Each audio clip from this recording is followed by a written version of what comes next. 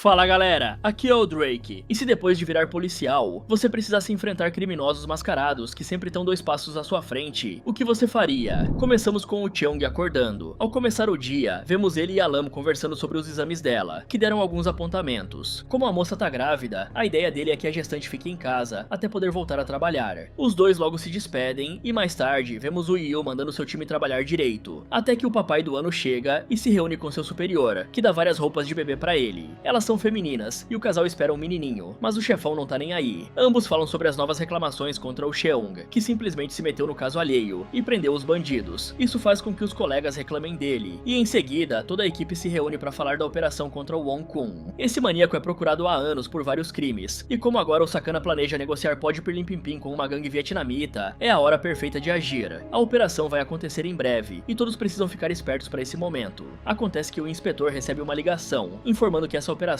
pode acabar cancelada. Mais tarde, o agente se encontra com o Bo, que parece desesperado para convencer seu colega a cooperar. Logo vemos que vários chefões da polícia estão reunidos e esperando a chegada do Cheong. Nessa hora, o papai do ano conhece todos os seus superiores, e os feitos dele como investigador são contados e elogiados. Quando decidem fazer um brinde em nome dele, descobrimos que o motivo dele ter sido chamado é para descartar um relatório feito contra o filho de um dos engravatados. O idiota acabou bebendo, dirigindo embriagado e ferindo um outro policial. Então, os corruptos querem uma ajudinha do Cheong. Ao ouvir esse absurdo, é claro que o inspetor nega, afinal, já encaminhou o caso para ser investigado, mas o comandante comenta que o documento voltou para a mesa dele. Em seguida, o homem se reúne com o Bo no banheiro, e ele tá enfurecido pelo seu colega estar insistindo nessa ideia absurda. De um lado, o chinês se nega a ser um vendido pros corruptos, e do outro, o covarde praticamente implora pra cooperação dele, já que isso pode beneficiar os dois. Na volta pra mesa, o agente dá mais um gole no chá, e descobre que cada garrafa daquilo vale centenas de milhares de dólares. Agora, como um bando de policial pode pagar tudo isso em uma garrafa de chá? Voltando pro filme, o honesto apenas deixa uma quantia de dinheiro pra pegar pelos 2 goles que deu, e o homem apenas vai embora por ter se recusado a cooperar com a corrupção. Em paralelo, vemos o Yao e seu grupo saudando a memória de um homem. Ao comerem, o líder garante que qualquer erro será imperdoável, e logo vemos umas máscaras. Mais tarde, a equipe do Yu se prepara para a operação policial e parte. Já o grupo do Cheong fica esperando para retirar os equipamentos. A questão é que descobrem que eles estão proibidos de recolherem os armamentos para a operação. Na hora em que o inspetor liga pro seu superior, e descobrimos que o alto escalão manipulou tudo para tirar ele da operação, sem mais nem menos. É claro que o policial se recusa a aceitar isso, e manda seu subordinado descobrir a localização com um dos contatos dele. Na sequência, o grupo deixado para trás finalmente consegue partir para a missão. Já os outros policiais chegam à base dos criminosos e começam a infiltração tática no local. Fora que eles também seguem os passos dos vietnamitas, justamente para finalizar 2 coelhos com uma cajadada só. Os estrangeiros partem para o ponto de encontro, e no meio do caminho são emboscados por um mascarado, que liquida todos facilmente. Ao recolherem os pertences dos bandidos, vemos que outros encapuzados conseguem cortar as comunicações e filmagens da polícia. Em paralelo, o Wong Kun se encontra com esses invasores, e acha que esse grupo é a gangue vietnamita. Um deles mostra que toda a polícia já tá entrando no prédio.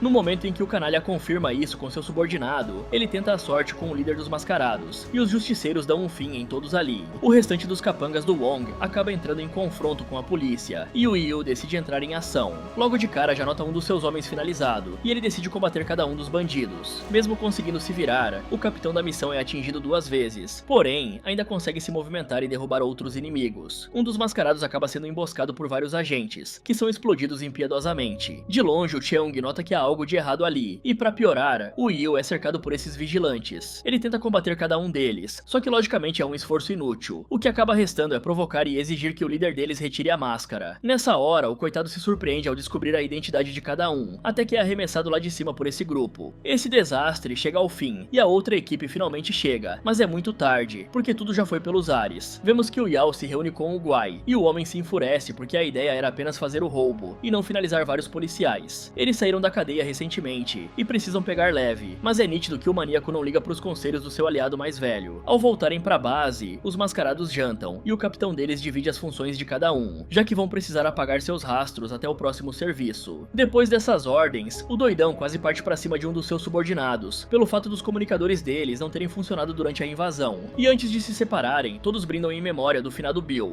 Um tempo se passa e todos se reúnem no funeral do Yu, e essa cena faz o Cheong relembrar dos momentos que teve ao lado do seu ex-companheiro. Anoitece e o policial volta a atuar, agora numa operação em que uma batida é feita dentro de uma boate. Lá, eles partem pra cima de todos os bandidos e apreendem várias coisas ilícitas. Em paralelo, o Yao treina artes marciais. Porém, é visível que o doidão não bate bem da cabeça, e ao descansar, bar, ele se lembra de quando era um policial. Todos se divertem juntos ali, até que o ex-agente e o Cheong recebem uma ligação. Naquele dia, um empresário foi sequestrado, e os responsáveis pelo crime cobram bilhões pelo resgate. Todo o alto escalão da polícia se preocupa com esse caso. Então, os dois precisam fazer o necessário para recuperarem a vítima. Além do mais, é uma operação não oficial, e quando ambos recebem as fichas dos principais suspeitos, vemos que um deles é o Wong Kwon, e o outro é o Coke. Depois de receberem essas ordens expressas, a equipe se reúne para investigar os criminosos, e todos comemoram a promoção que o Yao recebeu. O planejamento é que o Cheong vá atrás do Wong Kwon, já a sua dupla deve ir atrás do tal do Coke. Assim eles entram em ação, e após capturarem um dos suspeitos, o ex-policial e seus homens começam a interrogar o sujeito de um jeito bem ético e carinhoso, se é que você me entende. Nisso o comandante liga pro seu subordinado, e lembra que se trata de uma investigação confidencial, pois caso essa missão vaze, todos serão prejudicados. Já que há pouco tempo restando para resolver o sequestro, o Yao decide pegar pesado, e ameaça o sujeito, que continua se negando a cooperar. Desse jeito os policiais se preparam para quebrar todos os dentes dele, e isso faz com que o maluco revele a localização do cativeiro. Ao receber essa informação, o Cheong finalmente acha o local em que o empresário foi deixado. Acontece que os agentes continuam mexendo com o sequestrador, que simplesmente decide morder um deles. Esse ataque faz com que todos voltem a espancar o mano brutalmente, até que o Yao simplesmente quebra um pedaço de madeira na cabeça dele. Em seguida, é visível que hoje em dia o justiceiro parece traumatizado com esse acontecimento.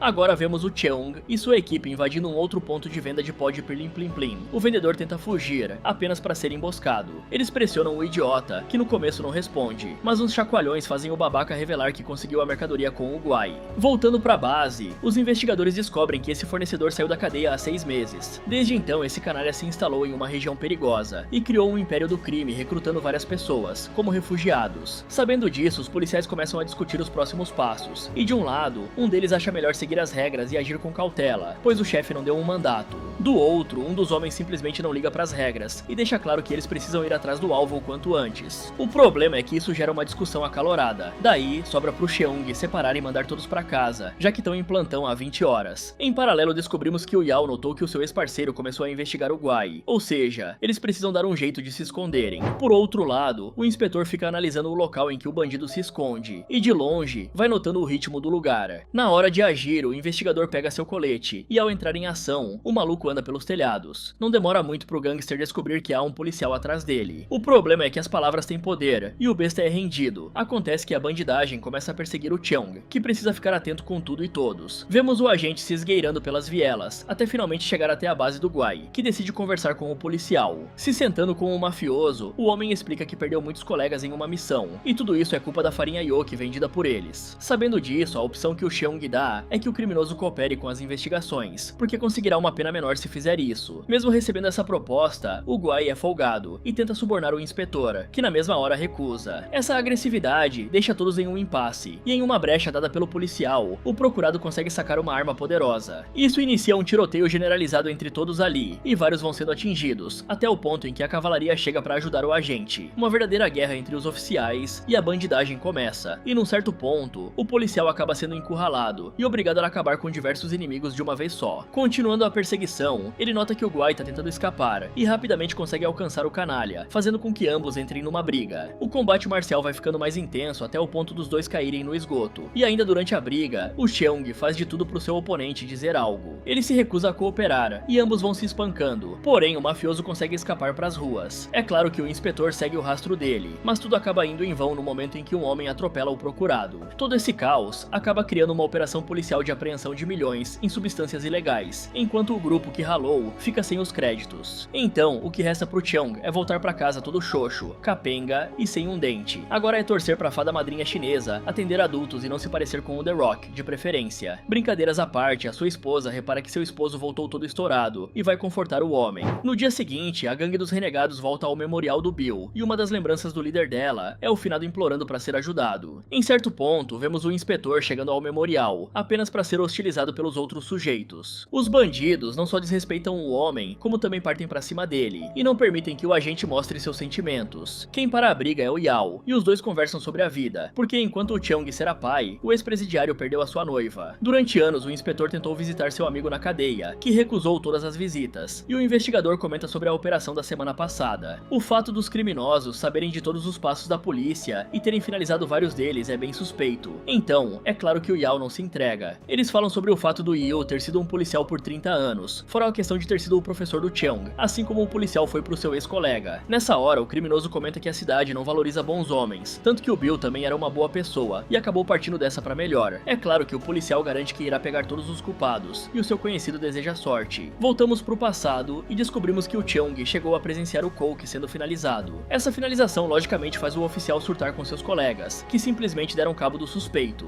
Com o passar do tempo, eles se reúnem no vestiário, e o veterano parece bem desesperado com o que pode acontecer. Por mais que o Yao tente justificar que fez aquilo pelo bem do caso, é óbvio que essa desculpa não acalma o Cheong. Chega o dia do tribunal, e quando o empresário que havia sido sequestrado depõe, o velho afirma que não tem certeza de que os seus sequestradores eram Coke e Wong Kun. Em seguida, o sujeito ainda reforça que os policiais não precisavam ter finalizado ninguém, e isso enfurece um dos réus. Na sequência, o comandante que ordenou a operação dá seu depoimento, em que o sacana afirma que mandou seus homens usarem os meios necessários para resgatar a vítima, mas nunca permitiu que eles finalizassem alguém. E o Bill fica furioso, já que o coroa havia prometido que protegeria seus subordinados caso algo acontecesse. O último a depor é o Cheong, que a princípio parece enrolar apenas para não dedurar seus colegas. Naquele momento, a testemunha diz que a força foi necessária para lidar com os criminosos. Porém, o promotor pressiona o homem até ele admitir que viu o grupo espancando o Coke. Eles se encararam durante o tribunal inteiro, e como o Yao esperava que seu parceiro iria cooperar, o réu fica abalado com a situação. Vemos o inspetor se lembrando desse dia, e pela noite, alguns dos membros da gangue mascarada se reúnem numa boate para ostentar. Mais tarde, o Shiu vai dormir com uma das garotas, e dá um relógio para a moça, que vai tomar banho. Nesse momento, o ladrão descobre que está sendo traído, o que já é o suficiente para questionar a garota. Ela não gosta das perguntas dele, e começa a zoar seu namorado por conta da sua cicatriz, e do seu passado como presidiário. Essa é a gota d'água pro doidão, que simplesmente parte pra cima dela, e depois de finalizar a própria companheira, simplesmente larga a coitada na água. O caso vai parar nas mãos da equipe do Cheong, que avalia as digitais para descobrir que o tio tem envolvimento no caso. Ou seja, todos começam a investigar o ex-policial. Agora o grupo do Yao vai encontrar um novo cliente que precisa de um serviço criminoso deles, e o tio e o Wa ficam do lado de fora esperando. Porém, os dois não sabem que já estão na mira dos investigadores, que começam a perseguir a dupla. Daí o finalizador fica visivelmente estressado com a situação e começa a fugir, e o líder deles manda que os dois descartem seus chips telefônicos. Vendo o estresse do idiota, o Wa decide saltar do carro e fugir por conta própria, apenas para ser capturado pouco tempo depois. Por outro lado, o Cheong vai dar uma olhada no prédio em que os procurados entraram. Ele se prepara para lidar com os alvos, e o Yao faz o mesmo. Conforme os dois acessam as escadas, um vai se aproximando do outro, e antes de se encontrarem, o criminoso acaba evitando o contato com o seu ex-mentor e rouba uma moto. Ao notar a fuga, o inspetor salta em cima de um carro e inicia uma perseguição. Seus subordinados conseguem congestionar o trânsito justamente para emboscar o Shiu. O azar é que quando eles vão pegar o sacana, o Yao aparece emboscando todos ao lado de um atirador encapuzado. Quem salva os policiais de virarem queijo suíço é o Cheong, que chega mostrando que é parente do Han de Velozes e Furiosos, e confrontando o motoqueiro com disparos. Acontece que os outros criminosos conseguem entrar no carro de um dos seus comparsas, e nisso, o líder deles parte para cima do seu mentor. Ambos se enfrentam conforme dirigem, e antes que o inspetor acabe atropelando inocentes, ele é obrigado a deixar seu oponente ir, e consegue salvar os civis. No interrogatório, eles tentam fazer o Wa cooperar, só que o bandido faz jogo duro e se nega a cooperar, já que não possuem provas contra. Só que a chegada do Cheong muda tudo, afinal, o inspetor lembra que o careca possui uma filha pequena, e se ele for preso de novo, ela mal se lembrará dele. Assim, a única chance de evitar isso é ajudar na investigação, e os criminosos torturam o tio por ter estragado tudo. O imbecil tem fé de que o parceiro deles que foi preso não irá dedurar o esquema deles, ou seja, há como resgatar o cara ainda. Nesse momento, o Yao concorda e começa a explicar a única forma de tirar o careca da delegacia, e o maníaco comenta sobre o fato deles serem uma equipe que compensa os erros dos seus colegas. Mas isso é só fachada, afinal, o doidão vai lá e finaliza o tio cruelmente, porque um erro ali é imperdoável. No dia seguinte, vemos um dos comandantes da polícia sendo sequestrado, e enquanto esse crime rola, os investigadores continuam analisando os perfis da gangue. A grande questão é que no momento, eles só possuem provas contra o tio, e por isso devem se preparar para prender os outros. Uma interrupção acontece quando o Locke vai cobrar o Cheong, porque as missões dele têm sido caóticas, e gerado muitas reclamações de todos. Porém, o debate chega ao fim quando um dos policiais aciona o restante da equipe, porque o Yao e seu grupo simplesmente vieram relatar um caso. O interrogatório começa, e descobrimos que depois de ter saído da prisão, o líder do grupo tem vivido praticamente como um fantasma. Eles querem saber o motivo dele ter ido caçar o Wong, e por consequência, ter causado danos a tantos policiais naquele dia. Sem contar que o Wa já confessou o envolvimento deles nisso, e na hora dele explicar, o malandro desconversa e se lembra de quando era o policial que interrogava os outros. Suas provocações a respeito da confiança entre os policiais estressam os interrogadores, e pra piorar, o sacana denuncia a finalização do seu amigo Tio. Essas palavras tiram um dos malucos do sério, e como toda essa conversa vai demorar, o Yao ainda pede pede um cafezinho. Ao ver essa situação, o Cheung e seu superior notam que será complicado. Então o inspetor decide ir conversar pessoalmente com o seu ex-parceiro. É nostálgico para os dois estarem juntos ali, pois se lembram do primeiro interrogatório que fizeram lado a lado. Só que o cinismo do interrogado fala mais alto, porque evidentemente debocha da situação, e ambos debatem sobre as maneiras com que fazem justiça. Porque de um lado, o Cheung possui escrúpulos, do outro, o Yao é completamente sem limites. Conforme os membros da gangue são questionados, nenhum deles dá uma resposta decente. E agora vemos o comandante da polícia com um colar explosivo. Para piorar, o sacana ainda rende a Lam covardemente. Inclusive, finalmente acham o corpo do tio, assim como uma suposta carta dele assumindo a responsabilidade por tudo. Essa informação faz o inspetor se enfurecer e ir conversar com o seu ex-parceiro, e ele desconta toda a sua raiva. Lá o policial volta a questionar o porquê do Yao simplesmente ter traído seus ex-camaradas e até ter finalizado vários deles, e o motivo disso tudo é a vingança pelo dia do julgamento. Ele ainda guarda rancor pelo fato do Cheung ter dito que viu o grupo finalizando o coke, sendo que as palavras dele poderiam ter livrado os caras da tranca. Mas o agente obviamente reconhece que isso não é justificativa para tanta crueldade, fora que os idiotas não foram presos por uma injustiça, e sim por terem finalizado uma pessoa. E se a vingança era contra ele, o Cheung lembra que deveria ter sido a única vítima deles, porém esse era o plano, mas o investigador acabou não indo para a operação daquele dia. A briga deles é interrompida quando os outros policiais informam que a esposa do agente foi rendida, e saber disso faz o homem bater no Yao, que lembra do fato das 48 horas terem acabado. Em outras palavras, o babaca e seus cúmplices são soltos, e a equipe se prepara para lidar com o comandante da polícia, que tá mantendo a grávida como refém e usando um explosivo bem complexo. Uma das exigências dele é falar pessoalmente com o Cheung, que vai se aproximando, e o velho comenta que a família dele também tá sendo ameaçada. Como se isso não bastasse, ele é obrigado a falar do que fez naquele julgamento. Os criminosos assistem ao ex-chefe deles confessando que abandonou seus próprios subordinados e não assumiu a responsabilidade pelas suas ordens, e o idiota queria apenas estar ao lado das pessoas ricas. Acontece que nem isso é o suficiente, e o Yao ainda avisa que dará mais 30 segundos pro sujeito continuar a admitir seus erros. Aí o esquadrão antibomba se prepara para agir, mas o Cheung impede eles dando um tiro de aviso, justamente para não colocar tudo a perder. O que resta pro inspetor é tentar a sorte e desarmar a bomba cortando um fio, mas isso não dá certo, porque logo finalizam o velho. Vendo essa situação, o Yao continua debochando da situação, porque fez isso apenas para mostrar o quão cruéis eles são.